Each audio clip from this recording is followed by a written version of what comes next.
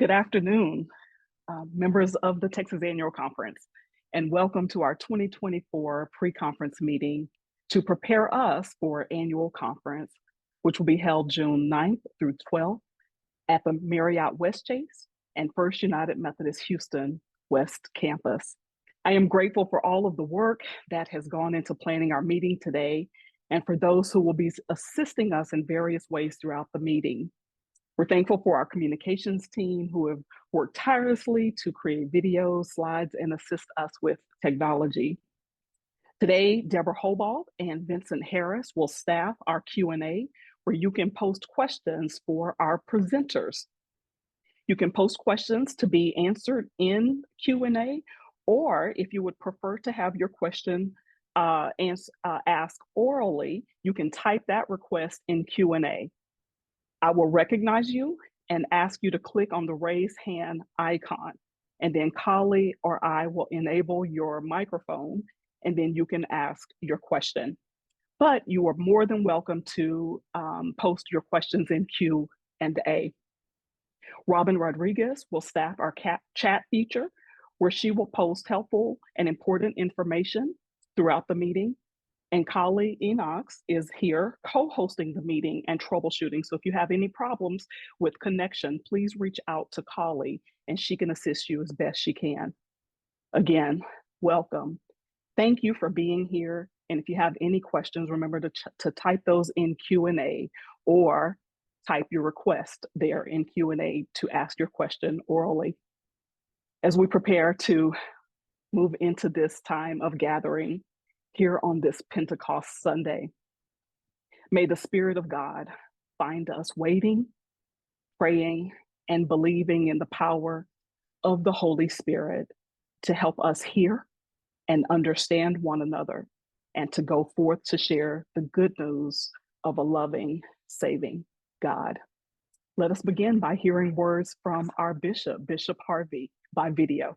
Friends, greetings in the name of Jesus Christ as we prepare once again to gather for annual conference. I cannot wait to see you and to continue our work toward renewal.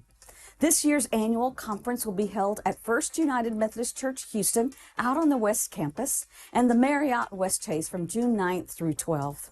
There are exciting new events designed for all delegates, and especially those with children. Since students will be out of school, it'll be a perfect time to bring the whole family to conference and to celebrate together. We'll spend time covering the usual conference business, but we'll also hear from great speakers as well.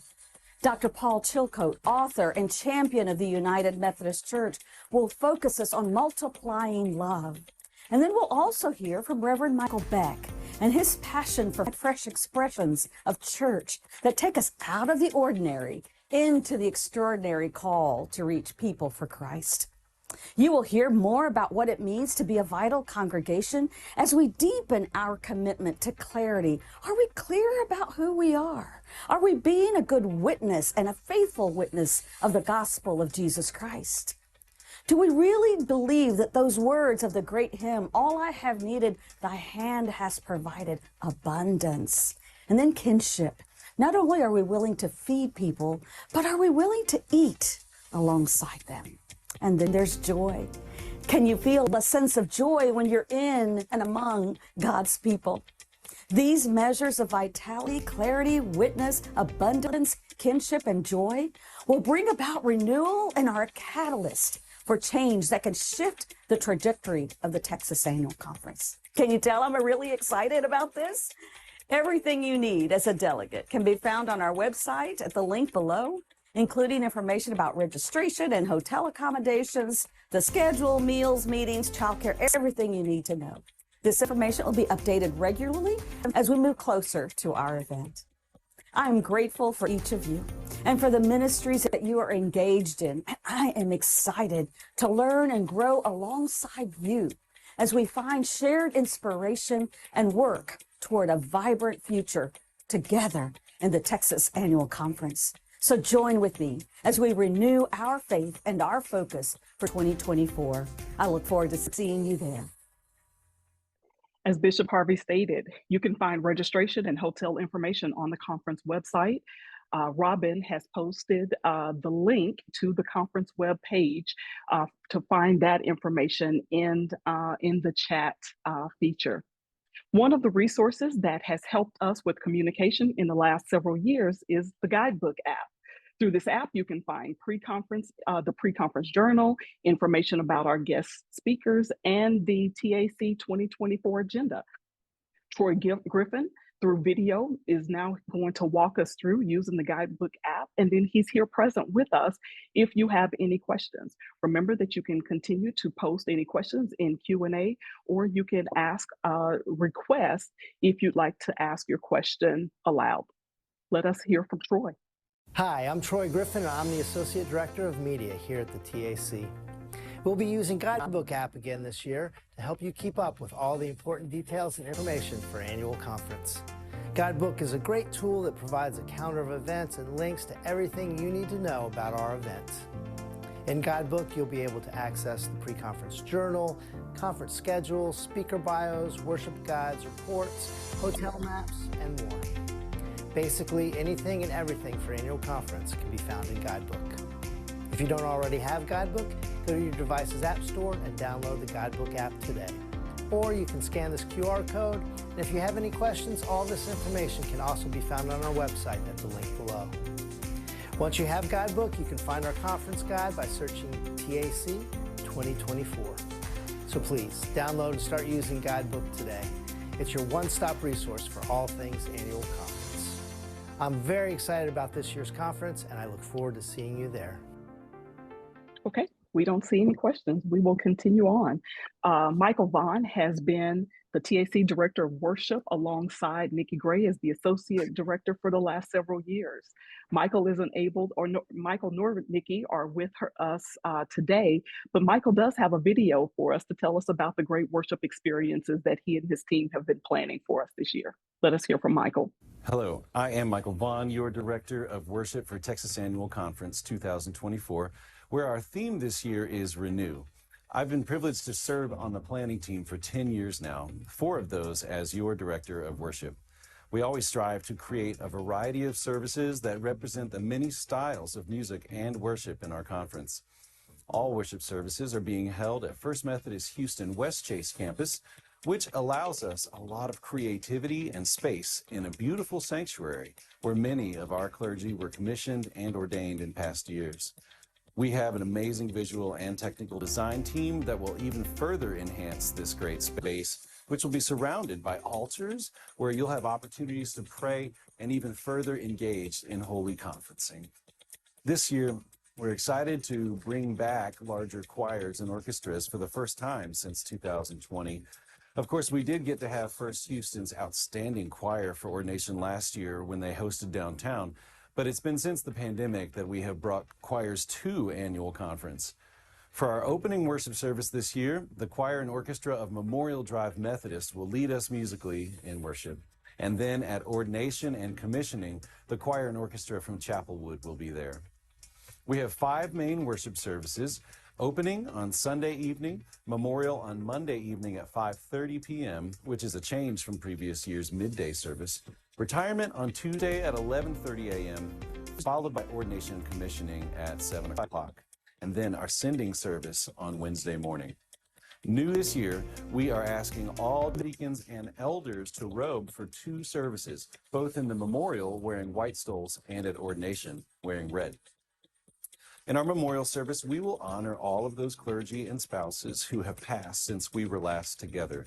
The families of those departed will process with lanterns in remembrance of their loved ones. Our retirement service is somewhat short, with great messages from those who are retiring this year, and we'll be continuing our tradition of an up-tempo hymn sing with songs that were selected by our retirees. We can't wait to share with you some of the youngest talent in our conference, leading us in a band of youth players and singers from around conference. These young people will serve in their home churches, and this is a wonderful opportunity for them to share their gifts in collaboration with each other. And of course, we hope this is just the beginning for these young leaders in church for the rest of their lives. Your worship team and volunteers work very hard to prepare each year, and we are excited at what God has in store for us as the Holy Spirit moves in and among us during this important time together. We'll see you in June. We are grateful to Michael and Nikki and their dedicated team for all of their hard work in planning worship for us at annual conference this year.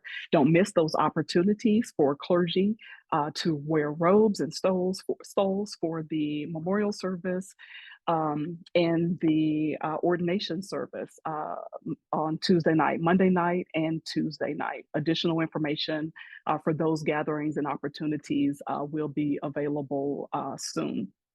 We now invite Melissa Mayer to come and talk to us a little bit about our guest presenters this year. We're excited to welcome two incredible speakers during conference, and Melissa is going to share a little bit about our guests. Well, this year, as Bishop said in her opening video, we are excited to welcome two speakers. When considering the theme of renewal, Bishop Harvey's desire was to have our souls refreshed and our creativity ignited. These two guest speakers are not only deeply rooted in Wesleyan theology, they are practitioners that are connected to the local church. Reverend Dr. Paul Chilcote is a pastor, teacher, and scholar. He has written dozens of books, and every congregation will be gifted with his most recent book, Cultivating Christ-Likeness, Loving as Jesus Loved. Dr. Chilcote's primary passion revolves around recapturing John and Charles Wesley's vision and bringing it to life for people of faith today. This quest that he has also spills over into Christian spirituality and discipleship and a missional understanding of the church. Both our clergy and lay will have a chance to hear from him individually and then together later on Monday. Reverend Dr. Michael Beck is a United Methodist pastor, church planter, teacher, and a self-professed wild man. He is someone that believes in the deep roots of the institution of the church and the wild branches of fresh expressions. His work is in the local UMC in Florida. He travels all around our connection. His church is a part of a connection of churches in burrito restaurants, tattoo parlors, rehab facilities, and dog parks. We will also be gifting every congregation with one of Dr. Beck's books as well.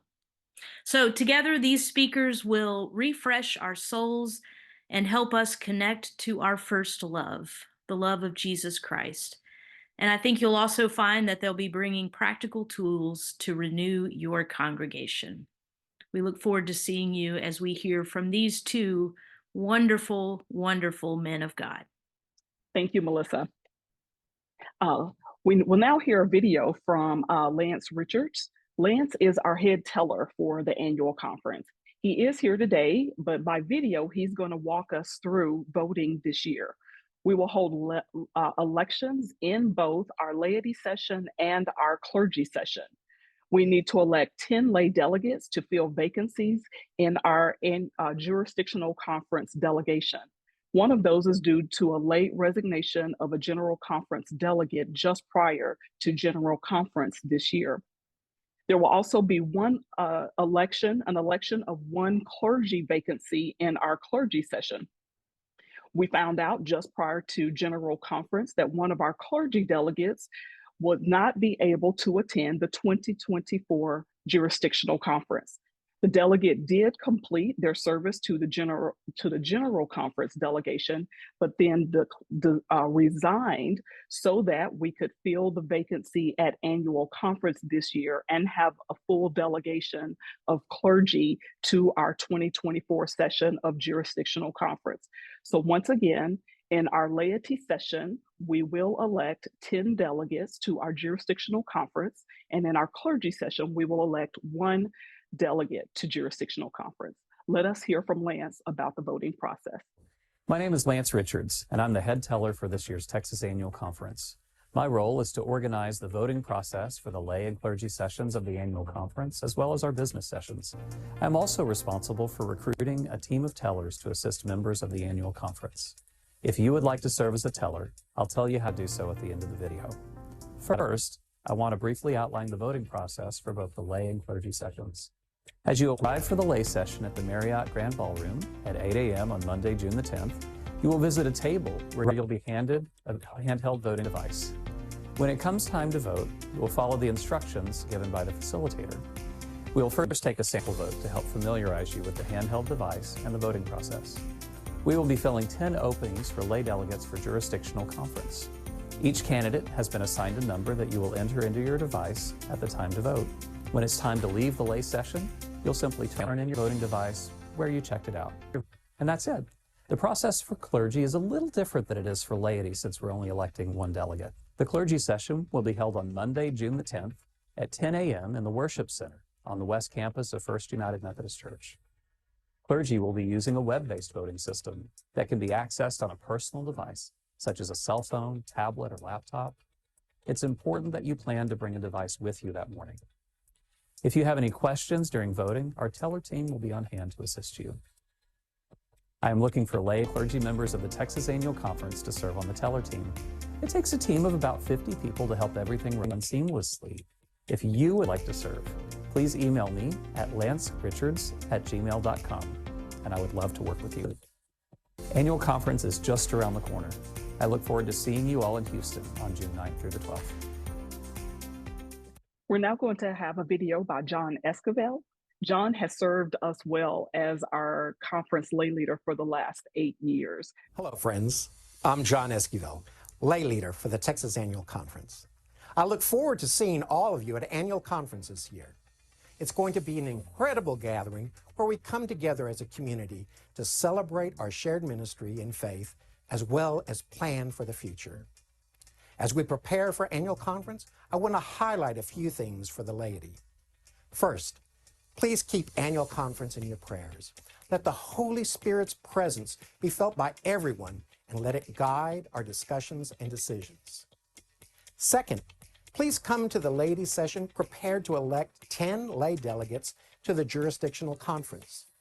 The laity session will start promptly at 8 a.m. on Monday, June 10th at the Marriott Westchase Grand Ballroom. Remember, 8 a.m. at the Marriott Westchase. To prepare for the election of lay delegates, please prayerfully review the candidate profiles that can be found on the conference website. We give thanks for all of those that have put their name forward to serve our church in this manner. In addition to the election of delegates to jurisdictional conference, we'll have a panel discussion on the decisions, implications, and observations of General Conference, which would have closed its proceedings just weeks before our gathering. The panel will consist of Bishop Harvey and several delegates to General Conference. We will include a question and answer period as well. Third thing I'd like to bring to your attention is the Laity Luncheon. The Laity Luncheon will also be on Monday, June 10th at the Marriott Westchase Grand Ballroom. The luncheon will start at noon. We have a very special guest speaker lined up for you, the Reverend Dr. Paul Chilcote. As you may recall, Dr. Chilcote's most recent book is entitled Multiplying Love, A Vision of United Methodist Life Together. His wisdom and insight are sure to inspire and uplift us all. This is an event you won't want to miss. Tickets for the Laity Luncheon are just $25 each. But hurry, because registration for the luncheon closes on May 30th. For more details and registration information, visit the website at the link below. So, mark your calendars, set your alarms, and make sure to join us bright and early on Monday morning for the laity session, followed by the laity luncheon at noon. Let's come together, grow together, and celebrate together at the Texas Annual Conference. I can't wait to see you there. We'll now invite Robert Besser here to talk to us a little bit about offerings during worship in annual conference to support different ministries and missions. And you're going to talk to us a little bit about disaster recovery this year. Yes. Thank you, Romanica. Friends, delegates, and guests, will be invited to consider opportunities to support the ministries of the Texas Annual Conference. I invite you to turn to page 181 in the pre-conference journal for more details about those offerings. First, Sunday's opening worship service, the offering will be collected in the spirit of reaching new people in new places and in new ways. Money that will be collected on Sunday night will be put back into your hands as disciples who conduct small Jesus experiments with radical intent. Fresh Expressions is a movement of the Holy Spirit to engage in relationship with our neighbors. Monday's memorial service offering will be collected in the spirit of completing our 3-year commitment of supporting our advanced special, Laos, WELD, WELD Education Leadership, Water Education Leadership Development. This ministry helps our United Methodist sisters and brothers in Laos to serve their communities in ministry. This will finalize our commitment to this ministry. And then third, on Tuesday's ordination commissioning service, the offering that night will be collected in the spirit of supporting our newly ordained and commissioned sisters and brothers of the Texas Annual Conference. Our newly ordained sisters and brothers will travel with Bishop Harvey in the new year. Fourth, there's another opportunity to support. As you know, every year we confront the expenses that are linked to organizing and hosting our annual conference. That includes the audiovisual, childcare, worship, musicians, vocalists, communications, speakers, and this year the voting system, as well as other components of hosting an annual conference. We consistently engage in thorough evaluations to optimize cost efficiency while ensuring a successful conference. As always, you have the opportunity to contribute towards covering these expenses when you register for annual conference. And then finally, as you know, in the last few weeks, and then especially this last week, we pray for all of those who are affected by the recent storms in the Texas Annual Conference. Our disaster readiness coordinator, Reverend Godfrey Hubert, and his entire team wants you to know that our disaster recovery office and several of our churches have already been responding to the needs of the recent flooding earlier in May, but also throughout Southeast Texas. With the storm this past Thursday, the high winds in the Houston area were recorded. Major transmission electrical lines were destroyed. Reports say that it may take more than days, maybe even a week or two for some to have their electricity restored. The Texas Annual Conference, Hope Disaster Recovery, and the Texas Congregational Disaster Readiness have all joined forces together to help families begin to recover, immediately responding to needs. So far, our conference, along with the other two groups, have already distributed more than 1,000 UMCOR cleaning or flood buckets, over 150 hygiene kits, 500 feminine hygiene kits, 120 adult care backpacks, 40 child care backpacks, food, diapers, mops, and more. If you have suffered damage, you're invited to go to the conference website, txcumc.org/Texas floods, and you will see many of the resources that are available to help those who have suffered damage and how to ask for assistance who need assistance. We have mucked out dozens of homes and continue to deploy teams for as long as we have volunteers. You can help. Your church can help by participating in this relief, by donating funds on the conference website, by donating basic needs through the Amazon wish list, which is also there, and also volunteering to serve on a muck and gut and a tarp team. All of these opportunities are available on the website, or you may also call our disaster readiness coordinator, Reverend Godfrey Hubert, and I'm going to give you his number.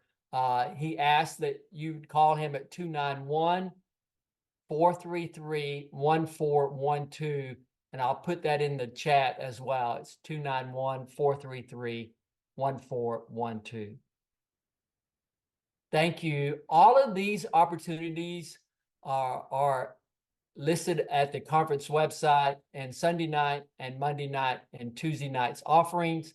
There is a QR code, as well as you're able to place a check to the Texas Annual Conference in the offering on those 3 nights for any of these opportunities to give, these 5 opportunities. Thank you for your support. As you all know, we just recently had our postponed 2020 General Conference, April 22nd through May 3rd in Charlotte, North Carolina. We have with us this afternoon by video the head of our clergy delegation, Tom Pace, who's going to offer a few words to us. And then we have 3 delegates from our General Conference delegation here with us, who are going to offer, after the video, a few words about their highlight from General Conference, and then they can answer questions that you may have about General Conference. You can post those questions in the Q&A at any time. We have with us this afternoon Daniel Irvin, DeAndre Johnson, and Emily Chapman. But first, let us hear from Tom Pace by video. I'm honored to report to you on General Conference on behalf of all our awesome delegation. I think if you speak to any of the delegates who attended the conference, they would say that there was this incredible spirit of hope that pervaded our time together. And while there were certainly disagreements about legislation that came before the conference, the Holy Spirit worked in amazing ways to promote respectful differences and conversation that moves the church forward towards God's preferred future, not just for the United Methodist Church, but for all of creation. And I just want to lift up a few highlights from the conference. So the General Conference passed, with only a few changes, the revised social principles. This is a total rework of the principles, and it was commissioned in 2012. They've been working on it for 12 years. And it has an effort to be more succinct and more global. Remember, these are not to speak specifically for the United Methodist Church, but to speak to us in the United Methodist Church in order to promote dialogue and remind us that we are called to engage in the world around us, just as John Wesley did. Also, the conference passed legislation to remove the restrictions on LGBT persons' participation in the full life of the church, including marriage and ordination. It was the clear will of the General Conference, however, that how that is lived out depends on the context, so that no pastor is required to officiate at same-gender weddings, and a local church can make a policy prohibiting weddings of same-gender couples in churches. And finally, the General Conference approved a plan of regionalization that came from the Standing Committee on Central Conference Matters. This meant approving with a 2/3 vote 7 constitutional amendments.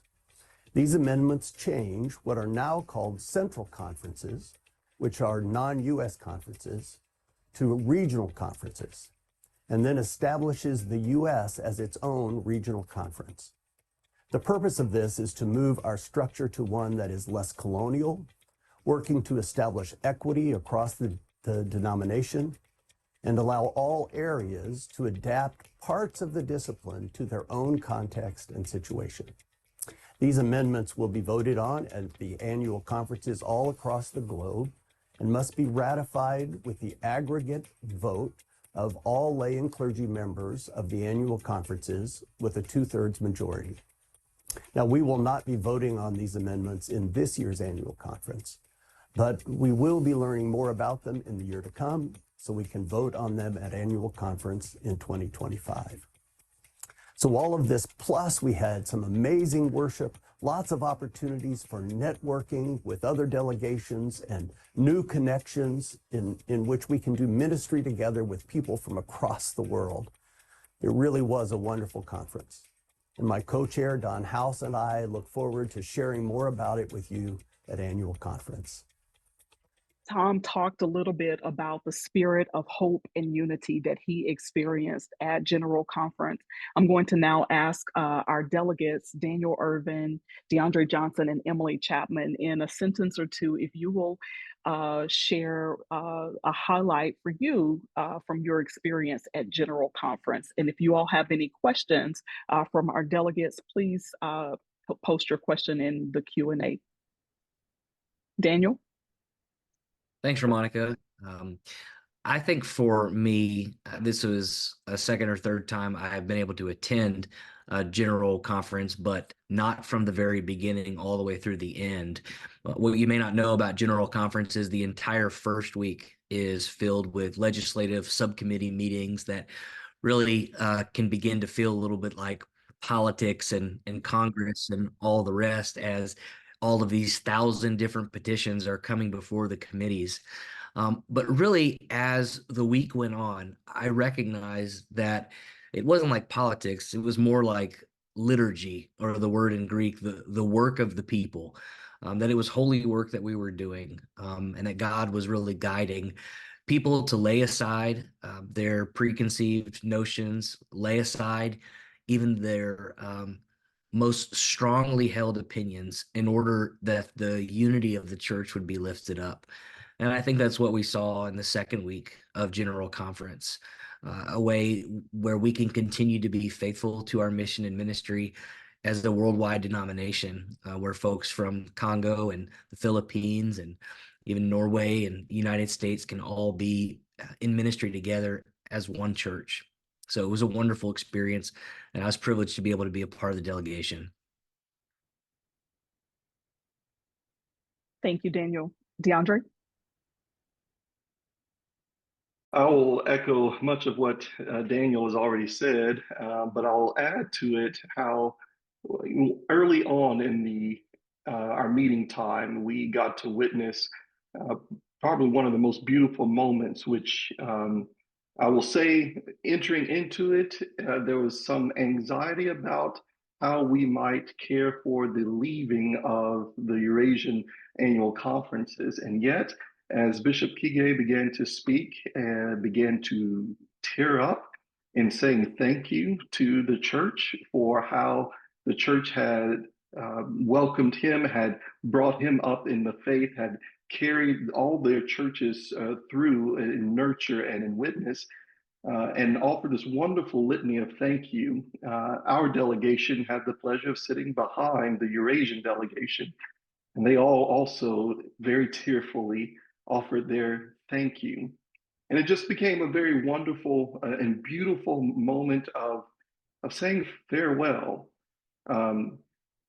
Us having come through our own season of needing to say farewell, but not necessarily in the most healthy way. This felt like a very healthy and good farewell, by which we were able to maintain good relationship as we said goodbye and God bless you. It was significant to note too that the Eurasian delegation stayed for the entire thing and voted with us on everything, even though we voted on their leaving on the third day, I think it was, of General Conference.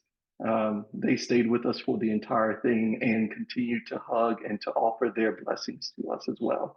So it's just a beautiful moment that just hit differently, considering the season that we have gone through.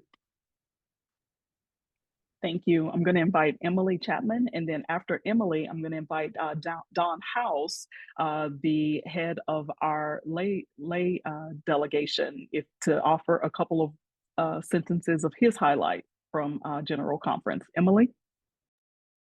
Thank you. I would certainly echo my colleagues, and the only thing that I would add, just as a highlight for me that I didn't expect to be a highlight, was the just a sign of the Spirit's work among us in ways that, having only been to one previous General Conference in 2019, I really didn't expect. I'm a reserve delegate and was honored to be one, and I was on the floor during some pretty tense financial conversations. We all know that our General Conference and our churches are in different financial places than they were 5 years ago. And so trying to deal with those realities is hard and complex. And we were dealing with legislation that had come out of committee without agreement. And I had joked to a colleague right before we started that I had been in church budget meetings before and trying to design a church budget with 800 people in a room using Robert's Rules of Orders is the dumbest idea I'd ever heard in my life. But then we sat down, and I'll say it was tedious, and it was at times tense, but we also did it. And people came to the mic with new ideas and were willing to compromise. And when it was over, I think plenty of people still had a little something to be mad about, and plenty of people had something to be glad about. And we had come to an agreement together. And it was just a level of compromise that I think is challenging in a global connection with that many folks, bringing all of those different perspectives and trying to come to agreement. So there were a lot of decisions that came out of this General Conference that are a real joy for my community, and make a huge difference. And so that little budget thing seems a little bit odd, but for me, it was a sign of what might actually be possible for us if we could work through this together. Imagine what else we could figure out and work through together. Thank you. Don House, would you like to share? My overall impression was that I hadn't seen, or I did not see the camping or the camps where people were assembling in the hallways, at dinners, at the breaks, in factions, and not very much communication between and among the different camps that were there. That didn't exist at this one. There was a community that was there, and we didn't observe the friction that we had with so many general conferences in the past, which was a real blessing. I think the unity that was there was very strong, and I think with that unity we can accomplish things that perhaps was much more difficult or impossible before. I served on financial administration, and one of the things that we address is the overall budget that is to be apportioned from the general church to first the annual conferences, and then from the annual conferences to the local churches. And the budget to be apportioned decreased significantly. From 2016, it was about $600 million. And what was being proposed by the GCFA, the General Council on Finance Administration, in communion with the connectional table, was about $370 million. So that's a pretty substantial cut. And in that cut, to be apportioned is a base percentage that is used, multiplied times the net spending among all the churches within an annual conference. And all of this is just for the United States. And taking into account COVID-19 and the projections of the impact of disaffiliation, GCFA had recommended a base percentage of 2.6%, which is a smaller percentage than what we've had in the past, but it does reflect the deterioration in the financial strength of the local church within our denomination. But in financial administration, there was a motion to amend that and to increase that percentage from 2.6 to 2.9. That forms $40 million more to be apportioned to the local church over the next quadrennium. We looked at the payout rate on the general church apportionments, and in I think it was 2016, the payout rate was 91%, about 91%. And projected for the next quadrennium was 68.3%, which is a recognition that GPCFA and the connectional table felt that the local church was not financially as strong as it was in the past, and we have to take care of the local church because that is the engine, that is the mechanism or the body by which the funds are made available to the agencies. So that was what was on the table, but the amendment was to increase it to 2.9%. And there were at least 10 of us that submitted a minority report to bring it back to 2.6%. And that went to the plenary, and the minority report was substituted to the majority report. So it went back to the 2.6%, which saved $40 million in apportionments that would have gone to the local church. There was a small amendment to that one to say, why don't we look at the payout rate, and if in the first 2 years of the quadrennium it is 90% or more, let's kick it back to the 2.9%. That is highly unlikely. So I think as an expectation, it's going to remain at 2.6%. So that $40 million is not going to be asked in additional apportionments to the local church. The other was the Episcopal Fund and how many bishops we should have.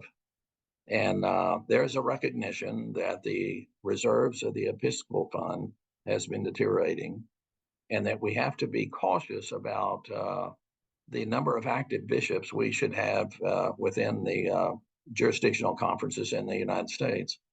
What was recommended to the General Conference, and this is the Interjurisdictional Committee on Episcopacy, that instead of the 39 active bishops that we have now, it should reduce down to 32.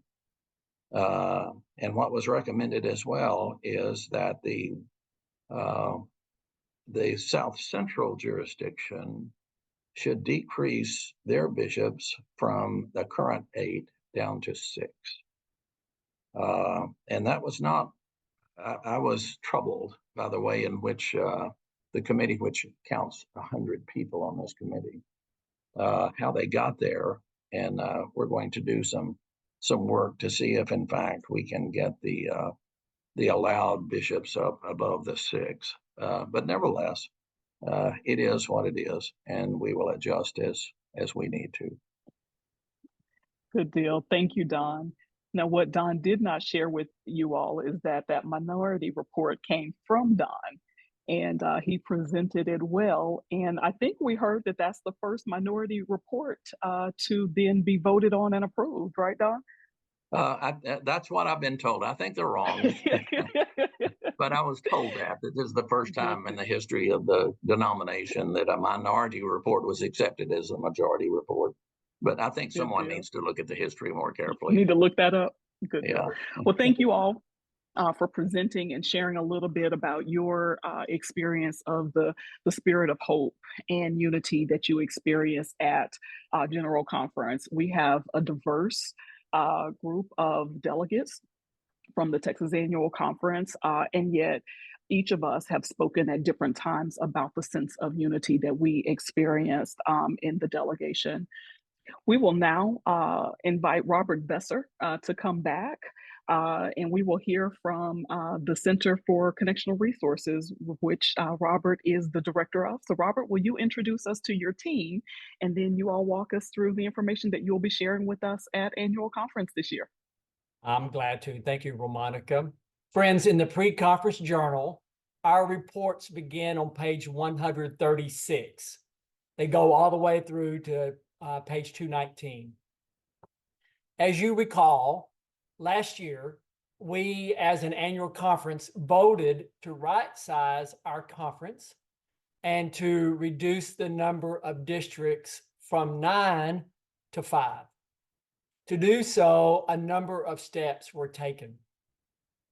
Along with the extended cabinet members, the district administrative assistants, and the Connectional Resources staff, we then began charting a course to achieve our goals. Last fall, each district held district charge conferences in order to discuss and approve the changes that were necessary to transition from 9 to 5 districts. Please note, beginning on page 137 in the pre-conference journal, there are updates concerning this transition. Please review the information concerning the district offices, the district staff, the state and federal compliance regulations, the district parsonage sales, and also district finances. As you continue reading, beginning on page 138 and 139, there are updates that are concerning other items as well, and you will see all of those. You're invited to read more about each of these and additional sections in their reports. As you also know, every year at the pre-conference journal meeting, at this meeting, we share highlights in some specific reports. They include the Council on Finance and Administration, the Board of Pensions, Group Health Benefits, and the Board of Trustees. I'm going to invite Don Morris, layperson from Williams Memorial United Methodist Church in Texarkana, and chairperson of the Council on Finance and Administration, to give our first report. Friends, please turn to page 170 in your pre-conference journal, and I welcome Don to this meeting. Thank you. So delegates, thank you very much, each district and church and member, for your contribution to support the ongoing ministries of the Texas Annual Conference. You will see in our report that due to your continued faithfulness and the wonderful leaders and financial commitments in the past, that we have sufficient reserves as we go through this momentous change and as we right size our conference and our budget. Our conference is financially stable and continues to make disciples of Jesus Christ for the transformation of the world, no matter what the next quadrennium in the future brings. Our report as CFNA starts on page 170. I ask you to go and look at that either now or before conference, and the spreadsheets are also there for detail. And if you have any questions, you can certainly reach out to Robert or to Mark Helms or me. So just as a quick background to bring you up to date on what is in that report, on slide 2, you will see that total apportionment receipts in 2023 totaled $6.135 million. That's 51% of the budgeted target, and you will notice some of those are not given to as or contributed to quite in the amount that we would necessarily like, but you'll see at the bottom that the Texas Conference paid apportionments were at 79.3% of the budgeted target. Apportionment receipts total $3.981 million versus a budgeted total of $5 million. 80% is really not terribly different than what we've seen in the recent past. Slide 3, in 2023, total reserves for the conference were $30.55 million. Year over year reserves increased $556,000 from the 2022 year-end balance of $29.997 million. The designated reserve component of the total reserve position was $17.366 million, which is down about $2.5 million. However, the available reserve components, such as non-designated reserves, was $13.187 million, which is actually up over $3 million from the prior year. Slide 4, you will see in 2023, the conference expenses exceeded receipts in the amount of $1.51 million. Investment returns, however, were $2.706 million, coupled with proceeds proceeds from the sale of district parsonage totaling almost 1.9 million produced inflows of over $4.5 million to the conference available reserves. As a result, the available reserve position for the conference increased that 3.077 million that I mentioned just now. Slide 5 is a visual representation of the conference fiscal assets and reserve components as of 2023. Net assets total 43.2 million. The column in the left contains the asset categories that comprise our net asset position, including conference cash of $2.5 million. Non-restricted investments total 28 million. Non-restricted assets or non-restricted investments, are either designated or available for use as needed for ministries or operating expenses.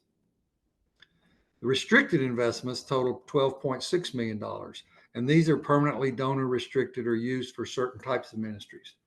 The sum of these asset categories equal $43.2 million. The column on the right similarly demonstrates the breakdown of the net assets totaling 43.2 million.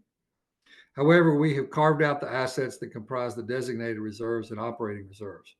Total assets less restricted investments of 12.6 million equals the total reserves of 30.5 million. Again, that's $2.5 million worth of cash and 28 million of non-restricted investments.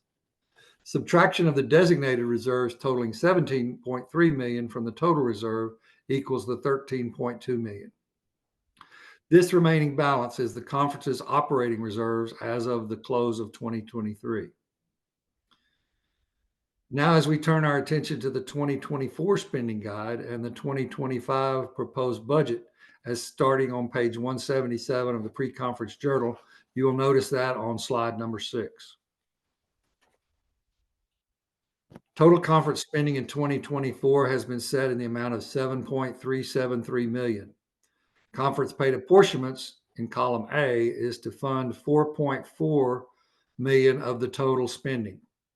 The difference between the spending target of 7.37 million and targeted apportion receipts of 4.4 is the funding gap of 2.967 million. To get to that, the sources of that funding will be as follows. Within column B is the annual funding. Benefits funding is $560,000 and departmental funding is $409,000. Just as a little bit of explanation, since 2010, for the last many years, the pension reserve has covered administrative costs incurred in managing the pension and group health benefit plan. Annually, designated reserves such as the Board of Trustees, the Episcopal Office, the Sustentation Fund, and the We Love All God's Children Fund departmental expenses. In column C are the designated reserves totaling 1.328 million. That is, those are earmarked to assist in funding in 2024 as well. In column D are other funding sources totaling $643,000. That would be the Emerging Leaders Endowment Fund, the District Superintendent Housing Fund, the Mission Endowment Fund being those sources. Finally, in column E, that reflects 28,000 in available reserves. Those reserves are unrestricted and non-designated, and that balance as of January 1 was 13.2 million. So there's additional reserves there. Moving now to slide 7, the total conference spending in 2025 on the next slide 7 has been set in the amount of 7.237 million. Conference paid apportionments will fund 4.406 million. And likewise, 2024, the conference will use reserves and investment funds to close a funding gap of about 2.8 million in 2025. As was the case before, in 2025 now, the annual and departmental funding will continue to provide funds totaling 968,000. And then designated reserves of 1.158 million will assist in funding ministries. The Emerging Leaders Endowment, the District Superintendent Fund, the Mission Endowment Fund will fund other sources totaling $597,000. And finally, available reserves of $108,000 are earmarked.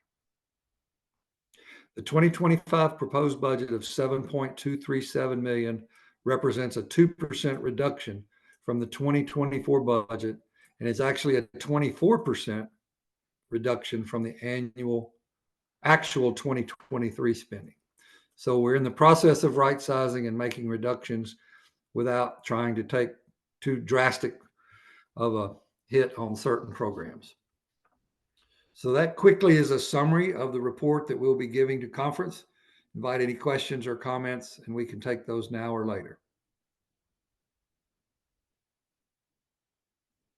The final slide, Brant, if you'll put the final slide up there from the CFNA, it summarizes the reduction in employee count of full-time staff at the conference level. You'll see the comparison between 2019 of 65 full-time employees and what it is in 2024, which is 26, year-over-year reduction of 60% of the staff, full-time staff. We'll vote at annual conference on our proposed 2025 budget. Are there any questions?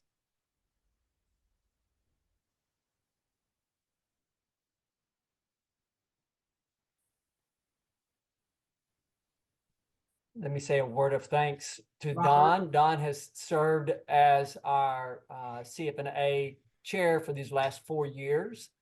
He's going to continue being on the committee, but the Book of Discipline says that once you've served for a quadrennium, that you'll need to no longer be the chairperson. So many thanks to Don and his years of service over these last quadrennium. Thank you, Don.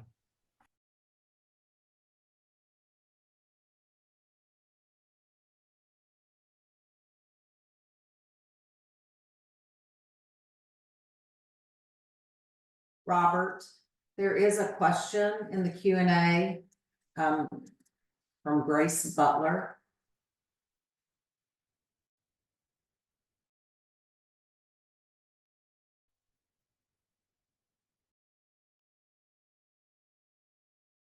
Deborah, this is Bishop Harvey. I believe that question is part of the trustee report and will be answered in just a few minutes. And if it's not answered, we can return to it. Very good. Thank you, Bishop. Thank you, Deborah.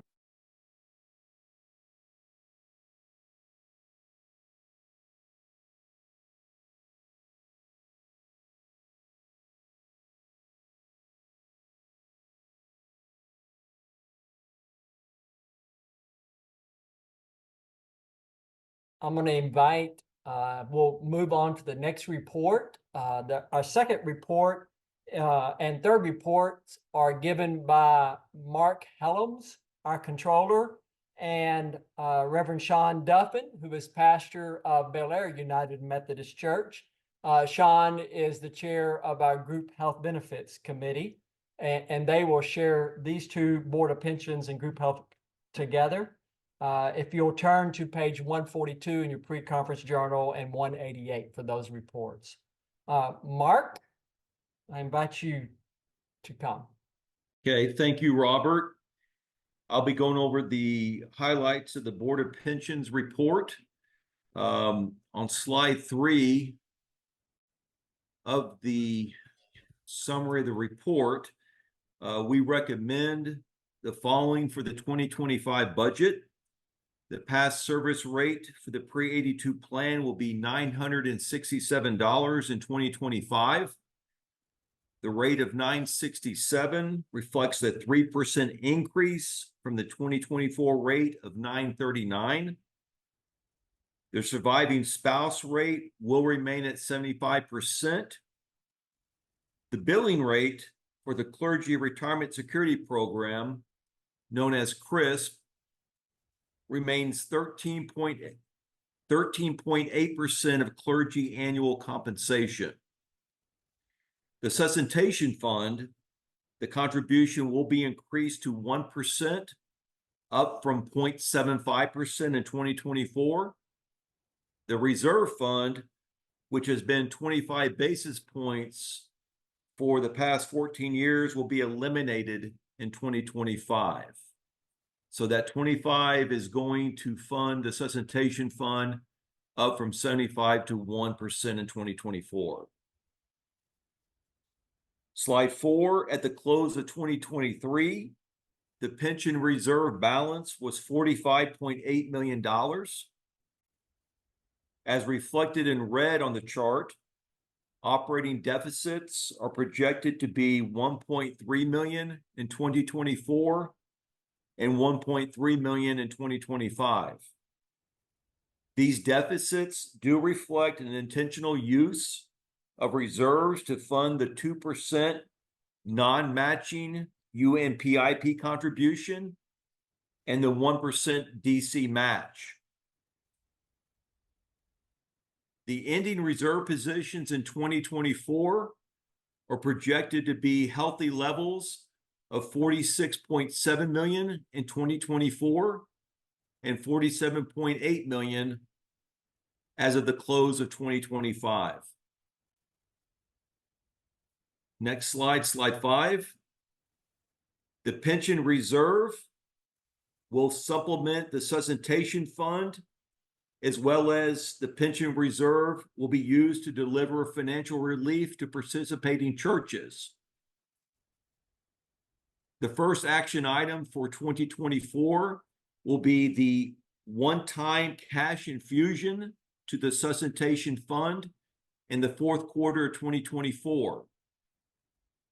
As of the 2023 close, the suscitation fund balance had declined to a total of $67,000. During 2023, this fund assisted clergy affected by disaffiliation in 2022.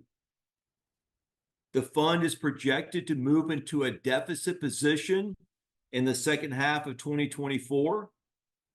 As a result, a one-time contribution of $500,000 will be made to the fund on October 1st, 2024, thus ensuring fund viability in 2024 and beyond into 2025. The second action item for 2025, being recommended by the Board of Pensions, is that churches participating in the Clergy Retirement Supplemental Program, CRSP, those churches participating in the program in 2024 will qualify for a pension rebate paid in 2025 if the church's budgeted Texas Conference apportionment is paid 100% in 2024. The refund amount will equal the total DB contribution paid in 2024 by the church. So, for example, in 2024, the DB contribution paid is 6.8% of each participating pastor's planned compensation. The estimated cost of this rebate will be $1.562 million. This assumes that every church that meets 100% conference apportionment payout. So for a church that pays 100% apportionment, that church will receive a rebate for the amount of money they put into the DB plan in 2024. The rebate distribution to these qualifying churches will be made in July of 2025. That concludes the summary of the report from the Board of Pensions to annual conference. I would like to open it up right now if anyone has any questions. Someone asked, what is the suscitation fund? The contribution from the Board of Pension Reserves to fund the suscitation fund would be $500,000. If I mentioned, if I mistakenly said 500 million, I apologize. I don't think you did. It's 500,000. The suscitation fund is a fund that is used to fund interim clergy positions during the year. It also is used to subsidize the health coverage for clergy who are on leave due to health reasons. Okay, and then it's also used for emergency compensation issues as they arise during the year. As I mentioned, in 2023, we used the Suscitation Fund to assist clergy that were in transition during the disaffiliation process that carried over in the first half of 2023. As a result, the Suscitation Fund's balance did decline down to below 100,000.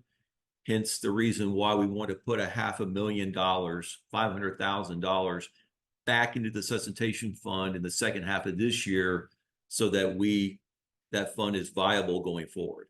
Thank you, Mark. Okay, Robert. I'm going to invite Reverend Sean Duffin to join the conversation now and share about the group health benefits. Sure thing. Thanks, Robert. We're going to put some more slides up on the screen, I believe. And if you're somebody who likes to read through full reports, you can find that starting on page 188 in the pre-conference journal. But here are some of the highlights that you'll see on this first slide. Several just kind of just a recap of what has happened over the past couple of years, approvals from annual conference. Effective at the beginning of 2024, several things. Group health apportionment, no longer a component of funding. We eliminated that.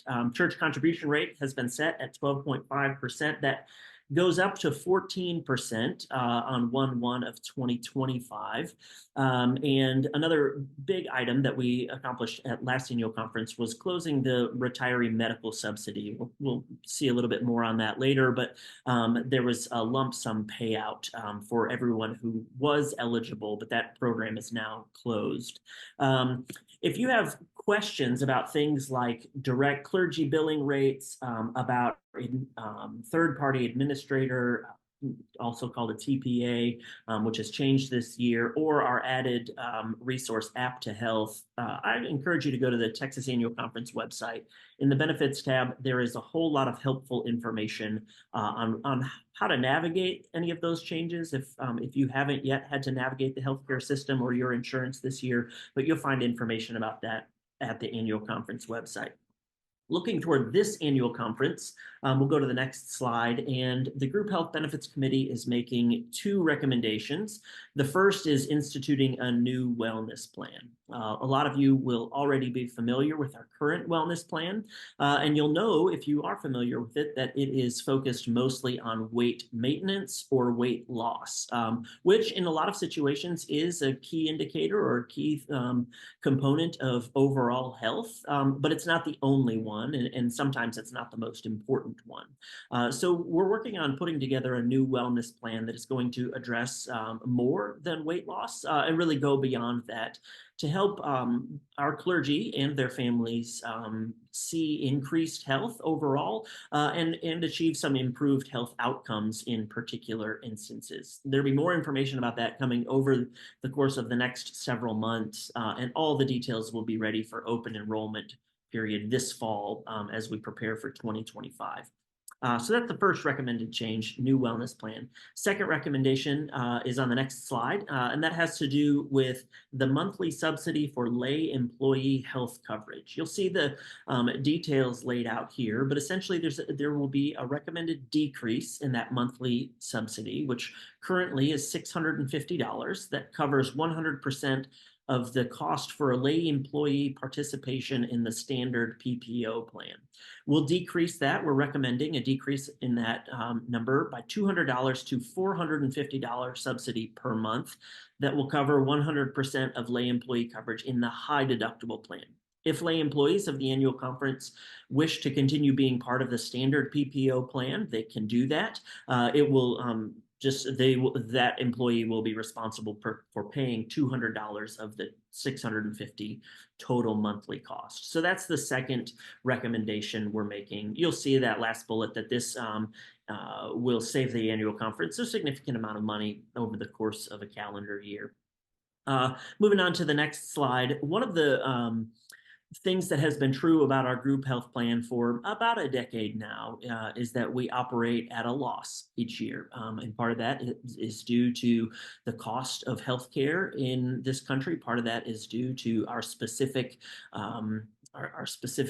population of folks covered under our plan. Part of that has to do with our plan structure itself. We've been working to adjust in all the ways that we can to break even in this healthcare plan so that we are not continually spending more than we are taking in. We had what we believed was a really good plan for achieving that break-even status in 2025.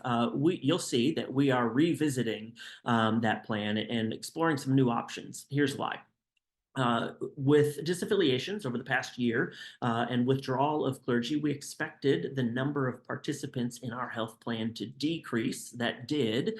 And we expected that decrease to be about a 40% drop in plan revenue. And we actually saw a 37% decline in plan receipts. And so that was, slightly better than we had projected. The other side of that, the not good news side of that, is that we were projecting also a decline in plan expenses of about 40%. This was our best educated guess. What we saw in 2023 was an actual 29% decline in plan expenses. So we were off by 11% on our projection.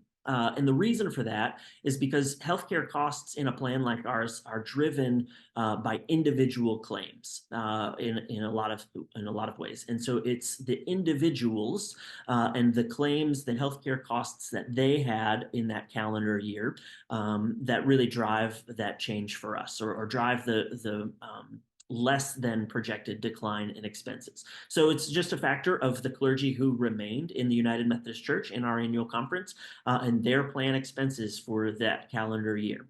So we're readjusting. We're going back to other options. One of the things that we know will not change is that there will not be an increase in clergy rates next year. But as we look towards the year ahead, you'll see that we're planning for operating at a deficit again for the next 2 years. And one of the gifts that we have in this annual conference, as you've already heard from several reports, is strong reserve investments and strong investment returns over the past number of years.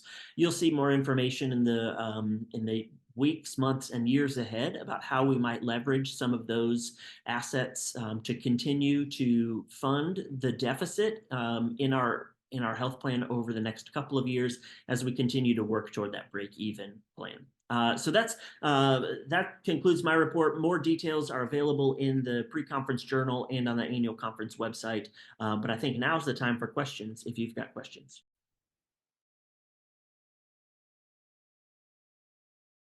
Are there any questions for Sean? Monica, there is one question about whether or not there's been a consideration for part-time clergy having health benefits in order to increase revenue. Okay, Robert, who in your team could answer that question? I'll be glad to share that with the Group Health Benefits Committee when we meet next to talk about that opportunity.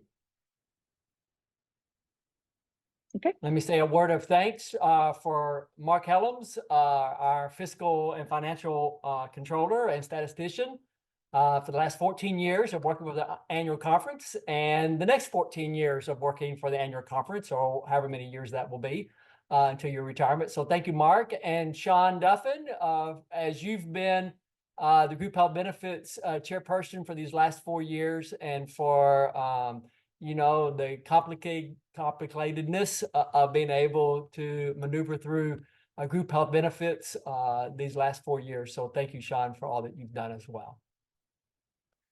Now I'll invite Reverend Dr. Will Reed to come and we will talk about the Board of Trustees report. And it is on page 160 in your pre-conference journal. Will, welcome. Thank you, Robert, and good afternoon, friends. It's been a long afternoon so far, but hopefully this won't take too long. But The Board of Trustees report is on page 60 of the pre-conference journal, and there you will find a summary of our work and the various properties of the Texas Annual Conference.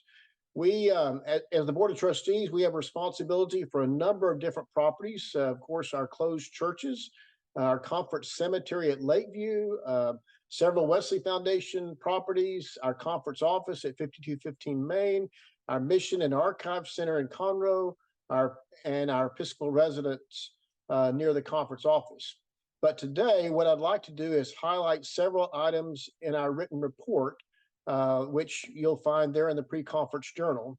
A question was asked earlier about local church expenses related to parsonages.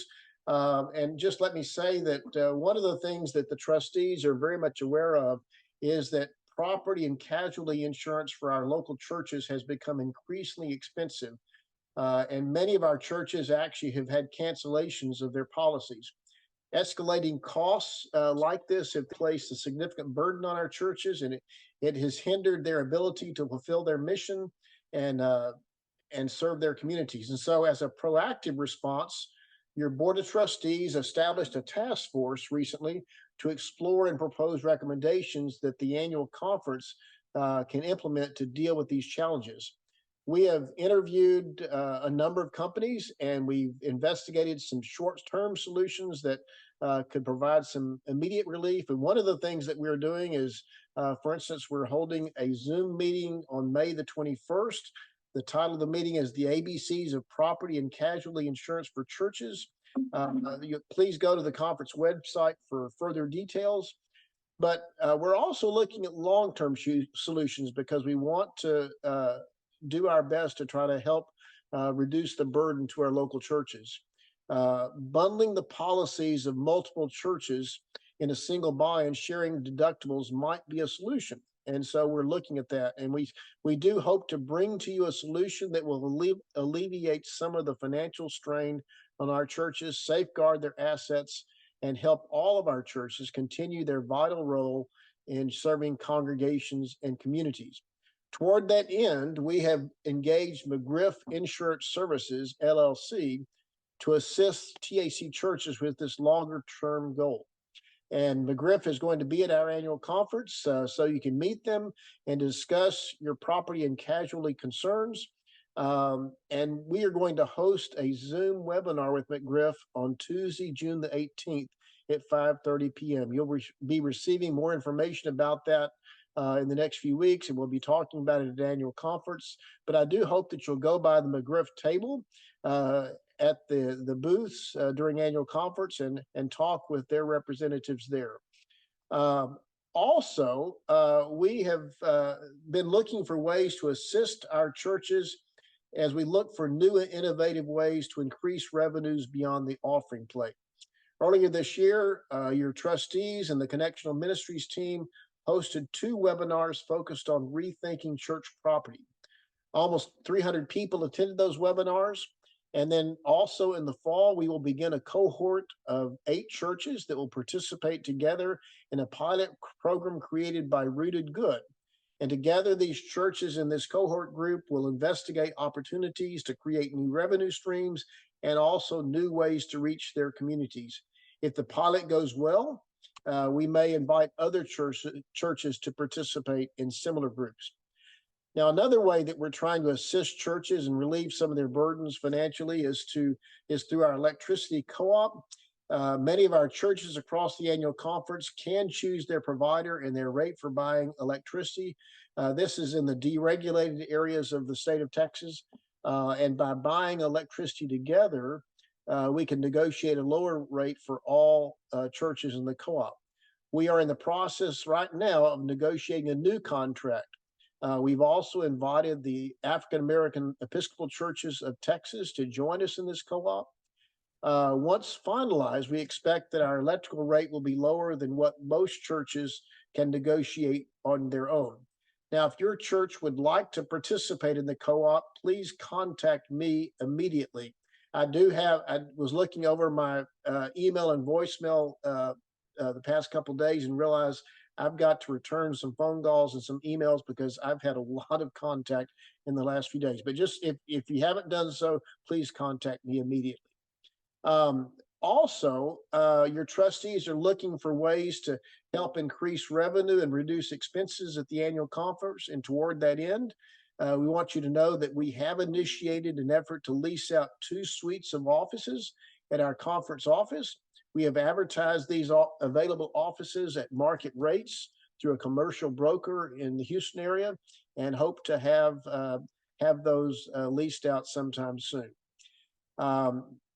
Let me go to the next slide, which to talk about our Peak Road property. In 2017, your conference trustees purchased property of almost 9 acres for a new church start on Peak Road near Katy in the Grand Parkway. We paid $1.4 million in cash, free and clear, for the property. But our new church starts that we've had, this has been a great year of new church starts. We have new church starts that need property in other locations. And so upon the consultation with the cabinet, we voted at our spring meeting of the Board of Trustees to sell the Peak Road property and then to apply the proceeds for new faith communities in other locations. We are currently negotiating right now, over the past few days, the details of an offer for $4 million, which is over twice what we paid for the property 7 years ago. And then slide 9, the last slide in our presentation. As a result of general conference legislation, we want to share with you 2 documents that are currently in process. The first document I'll call TAC Procedures and Processes for Reaffiliation of a Local Church that disaffiliated under paragraph 2553 in the Book of Discipline. And this is for any disaffiliated church that might choose to reaffiliate with the Texas Annual Conference. And the document that is in draft form still and not complete outlines in narrative form the process included in paragraph 259 of the Book of Discipline. It's the paragraph that refers to the organization of a new church or for any church of another denomination to become a United Methodist Church. The document also addresses property issues, including the trust clause, which reflects the historic polity and connectional nature of the United Methodist Church. And then the second document that we're working on, we'll call TAC Procedures and Processes for the Request of a Local United Methodist Church to Close, and then have its property deeded to another church using the principles of paragraph 2549 of the Book of Discipline. And this would be for a current United Methodist Church, TAC church, that wishes to end its connection with United Methodist Church and become an independent church or the church of another denomination. Excuse me. These procedures and processes will be followed for churches currently connected through the Texas Annual Conference of the United Methodist Church. So Robert, that's our report. Thank you, and I guess would like to see if there are any questions. Will, there was. Can you go ahead, Robert? I'm sorry. No, you go ahead, Ramonica. I was going to say, Will, can you restate the date of the upcoming webinar again? Well, I'm thinking that the webinar we're talking about, based upon the question, is the one related to McGriff Insurance Services. That is a Zoom webinar with McGriff on Tuesday, June the 18th at 5:30 p.m. And this is to begin to look at a longer term goal of helping local churches with their insurance, property and casualty insurance. Thank you. And the immediate assistance webinar is this coming Tuesday at 5:30. Both webinars will be recorded and on the website, but also the website has all the information for both webinars. The one that's Tuesday for immediate needs at 5:30, and then the one for June 18th as well. Yeah, the one for immediate needs hopefully is to help churches that have had their insurance canceled and looking for a solution right now. Tuesday at 5:30, Tuesday, May 21st. And if anyone wants to be a part of the electrical co-op, that's like ASAP to get in touch with Bill, because the renewal happens in the next 10 days. Yeah. Thank you. Yes, Okay. please contact me immediately. And I will say up front, I do have some emails and phone calls to return from folks that have reached out over the past 36 hours or so. Robert, may I address the question on where the local church can still disaffiliate? Yes, please, Bishop. There is no disaffiliation language that was placed in the Book of Discipline as a result of General Conference that mirrors 2553. There are other, as Will addressed in his presentation, there are ways to sell property and deed it back to the church. There's a process for that that's outlined in paragraph 2549. 2549 has been in the Book of Discipline for a very long time, but there is no disaffiliation process. There is no disaffiliation language, nor is there any disaffiliation legislation that replaced 2553. Thank you, Bishop. Robert, anything else? That's it. Thank you, Will, as well. Okay, thank you all. Well, friends, in the Zoom session of annual conference in August of 2020, the Texas Annual Conference voted to approve a structural change using a document that was called the Discipling Document. From 2020 to 2023, during the pandemic, shutdown, and disaffiliations, we worked to implement these structural changes. Members from our conference leadership team, the CLT, Reverend Christy Hell, Reverend Reggie Clemens, Reverend Steve Woody, and Stephanie Griffin, a lay member who isn't able to be with us this afternoon, is going to talk to us a little bit about the CLT's evaluation of the implementation of the 2020 discipling document. Thank you all, team, for being here. Thank you, Romanica. I'll begin. Good afternoon, all the members of Texas Annual Conference that are here today. We come before you today, members of the conference leadership team. Together, we strive to help our annual conference become innovative leaders in the United Methodist Church to enable us to strengthen the ministries of the conference, the districts, and the local churches. You may find the full report of the CLT in the pre-conference journal. And we come before you today specifically to report on the discipling document evaluation that Romanica just mentioned. It begins on page 78 of the pre-conference journal. As she also mentioned, in a Zoom session of the annual conference in August of 2020, our annual conference approved a conference restructure plan that was presented by the strategic mapping team. And this document was presented to the annual conference as it detailed a 3-year timeline to implement changes to the conference structure.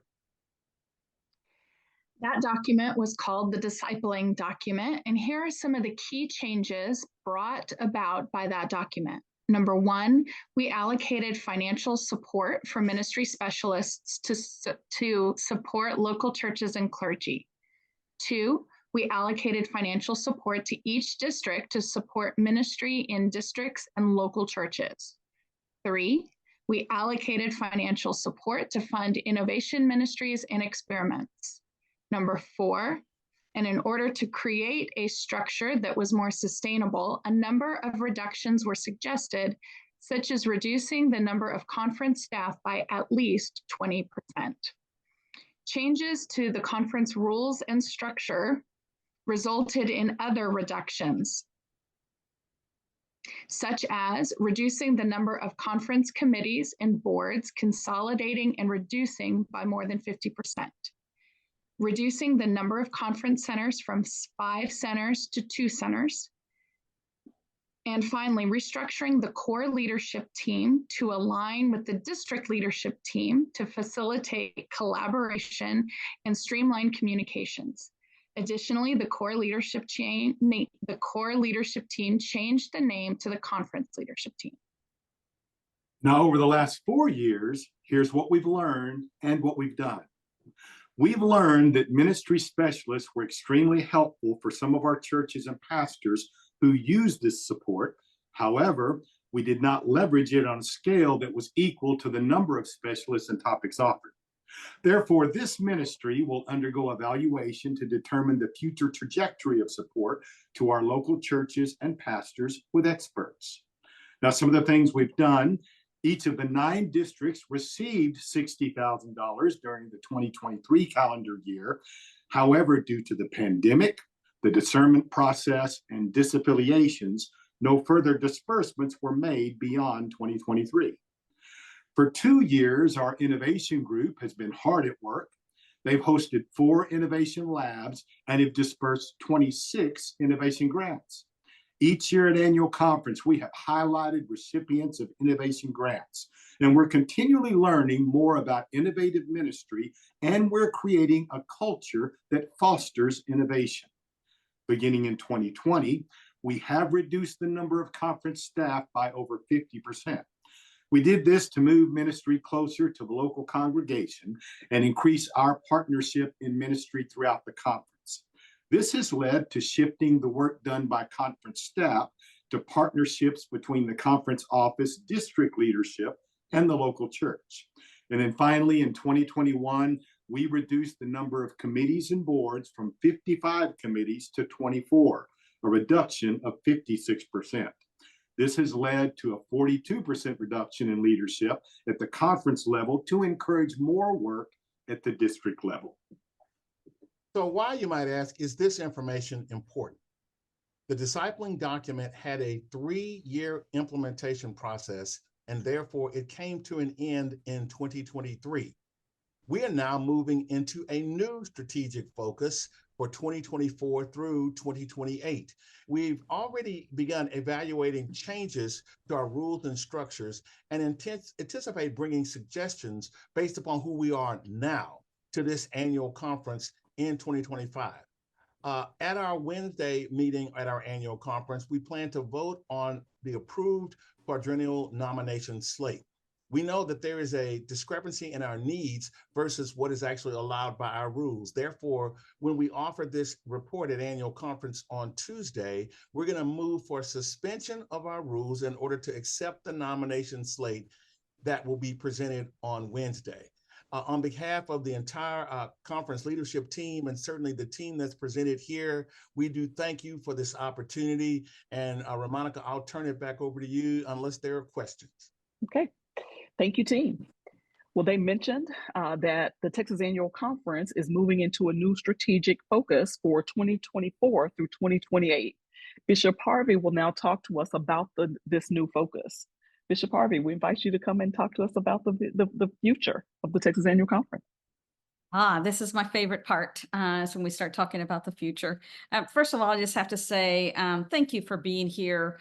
You've been on for over an hour and a half, and we're nearing the end, but I am thankful because I know some of you are still recovering from last week's storms and the week before that and the week before that, and some of you still don't have power. So I get that. We didn't have power until about noon yesterday. So I want to especially thank you for taking the time for this gathering and remaining engaged during this 90+ minutes. I also understand that our schedules are pretty busy this time of year. Those of you who have children in school, I know you've got all kinds of end of school year activities, the church as well. And so I hope that this time that we spent together has been a valuable investment of your time as we embark on this new journey towards renewal and vitality within the Texas Annual Conference.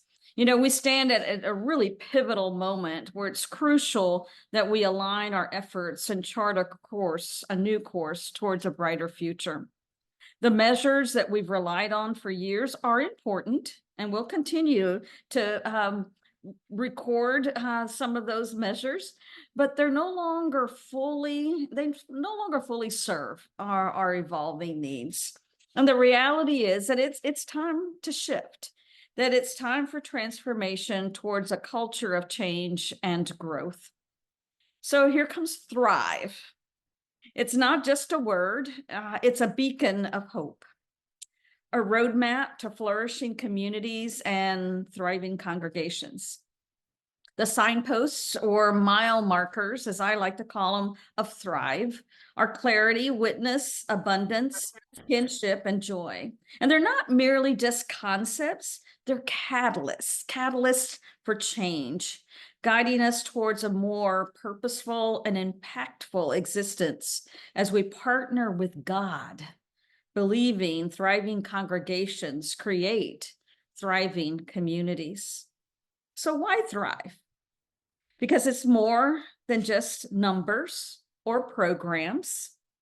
It's about a fundamental shift in our mindset and our actions. It's about embracing clarity of purpose, knowing who we are as we embrace the communities that we live, play, and worship in.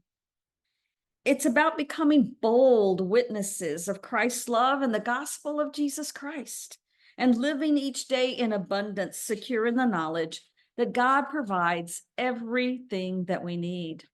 There's kinship, a measure often overlooked, but profoundly impactful. It's about building relationships. It's not just about feeding people, one clergy person said, but eating with them, sharing in their joys and their struggles. And then there is joy, the intangible yet unmistakable presence that emanates from spaces filled with purpose and with love.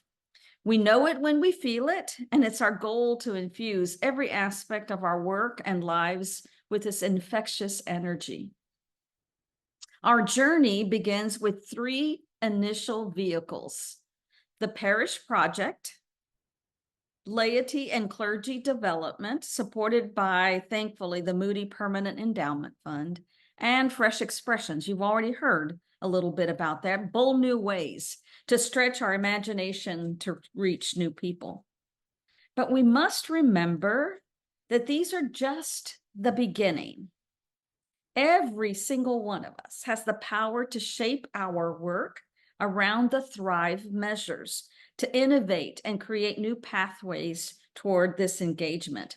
So as we begin talking about Thrive, we have already had many of you imagine how you might live into this in your churches, in your district, in your communities. Thrive can thrive, if you'll allow me that moment, every size and location of a congregation, whether it's a large church, a small church, a rural church, an urban church. Thrive is something that all of our churches can take hold of. So as we move forward, my prayer is that we will embrace the challenges ahead, knowing that even in the moments where we might go off course a little bit and deviate, there's an opportunity to learn and to grow even then, and maybe especially then. Together, as we commit to marking our steps toward Thrive, we will know that with each stride, we're inching closer to a future filled with vitality and purpose that will lead us to renewal. You know, we're in a season where we have permission to experiment, to innovate, and to be creative, to take bold risks, to create a new future that's filled with thriving and flourishing communities. Now, if you need me to say more and to be clearer and to give you permission, I'm just going to say it today. You clearly have permission from me and the entire cabinet, all the district superintendents, to be creative, to innovate, to experiment, to take bold risks so that our communities will thrive and flourish. Now, we'll not always get it right, but we're going to learn every step of the way and use our learning as stepping stones toward our next. Now, we've used this term learning in public often, and sometimes we've been told it sounds like you guys don't know what the heck you're talking about. Well, we do, I think, because we're learning. We're all learning. Learning in public requires a level of trust an even higher level of vulnerability as we experiment and learn in real time. So we know how to take the next faithful step. That's all that's required here. We don't have to have it all figured out, but we must take the next faithful step and learn with every step that we take.